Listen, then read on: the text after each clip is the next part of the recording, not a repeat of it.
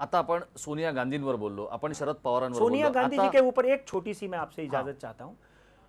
राजेश जी, सोनिया जी की जब हम कुंडली का अध्ययन करते हैं, जी। तुरिन में पैदा हुई हैं वो, एक एक 6-6 महीने मैं उनकी कुंडली के ऊपर विश्लेषण करता आया हूँ।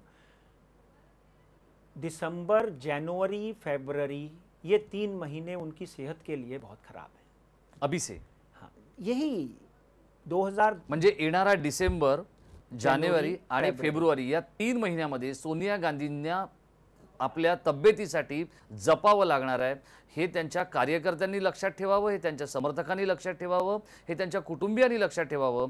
कारण पंडित राजकुमार शर्मा यांनी जे जे आजपर्यंत राजकारणावर भाष्य केलेलं आहे ते अगदी तंतोतंत खरं ठरलेलं आहे।